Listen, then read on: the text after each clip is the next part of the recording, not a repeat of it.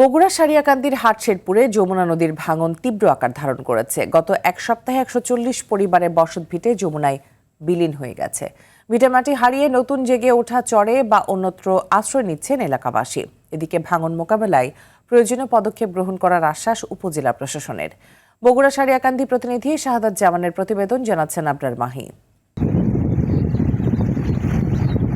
২০১৫ সাল থেকে উপজেলার হাটশেরপুর ইউনিয়নের চক্রথীনাথ, ধনারপাড়া, করঞ্জাপাড়া, শেরপুর সহ বিভিন্ন এলাকায় যমুনা নদীর ভাঙন চলছে। গত কয়েক বছরে প্রায় ২,০০০ পরিবার নদী ভাঙনের শিকার হয়েছেন। বিলীন হয়েছে হাজার হাজার হেক্টর কৃষি জমি।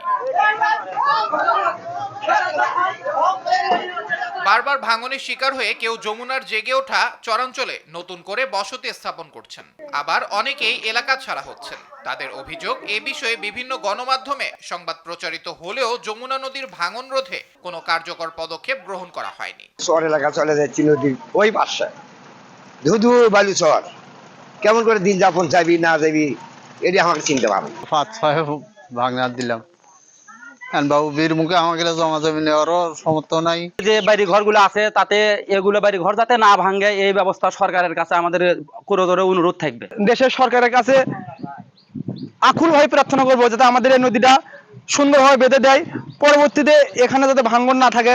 দ্রুত ভাঙন মোকাবিলায় প্রয়োজনীয় পদক্ষেপ গ্রহণ করা হবে বলে জানান এই উপজেলার নির্বাহী কর্মকর্তা। বেশ কয়েকটি গ্রাম নদী ভাঙনের ঝুঁকিতে রয়েছে।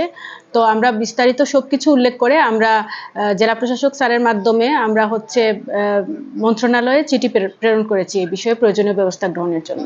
শুধু আশ্বাস নয়, দ্রুত যমুনা নদীর ভাঙন রোধে কাজ শুরু করতে সংশ্লিষ্ট কর্তৃপক্ষের কাছে জোর দাবি জানান নদী পাড়ের বাসিন্দারা। আবরার মাহি, RTV।